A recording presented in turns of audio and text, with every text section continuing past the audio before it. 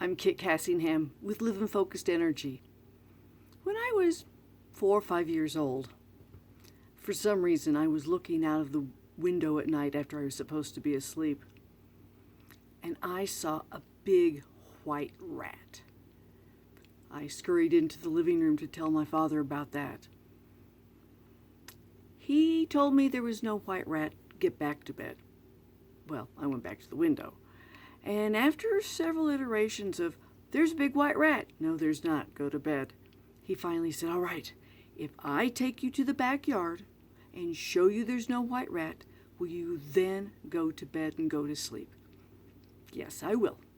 Well, with all this commotion, I woke at least my big brother up, if not my younger brother, so I may have been a little older than 4. But anyway, we paraded to the backyard. Dad, my big brother, me, baby brother maybe, and Mom, flashlight in hand, and lo and behold, there was a big white rat. Except it wasn't a rat. We were living in southern Oklahoma at the time, and an armadillo had come north of the Red River, burrowed under our stockade fence, and was walking around the backyard in a full moon.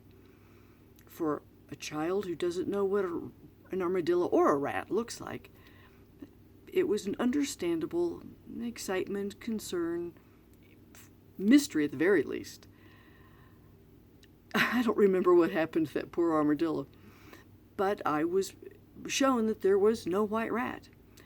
The shell of the armadillo, reflecting the moonlight, looked like a white rat.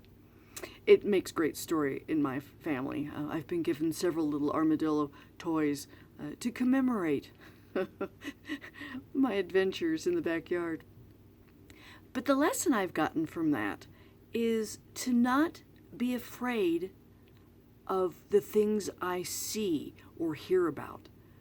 Rather than have fear, I go explore. And I find that replacing fear with knowledge goes a long way to keeping my happiness up and strong. I believe in examining the things that either I'm afraid of or I'm told to be afraid of. Why have somebody else control my reactions to things? And I'm bringing this up today because it seems to me there's a lot of fear-mongering going on. We're afraid of the economy. We're afraid of coronavirus, of health and wealth and politics. I mean, there's so many things out there that we're being told are scary, and there are some scary things going on out there. But rather than be afraid, examine them, evaluate them, and decide what action you can take. Be proactive in life. And just move forward. Make your best plans, and don't go hide in the fallout shelter. Don't hide in the basement or the cave. Live your life. Have fun. And remember, that big white rat may not be a big white rat. May be nothing to be afraid of. So with that exciting story, I still get tickled. I still remember how my eyes were big saucers.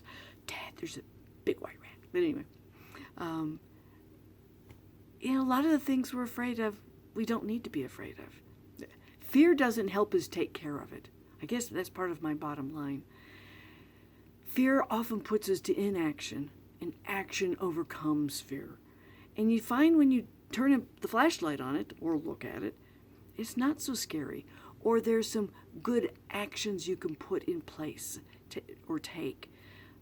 Good precautions you can take. It's not worth being afraid necessarily. Well, no, there's not. It doesn't do any good to be afraid. Fear won't change it. So educate yourself, empower yourself, and enjoy life. This is Kit Cassingham with Live in Focused Energy, signing off for now.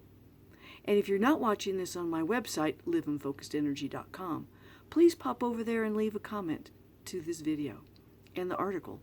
Take care.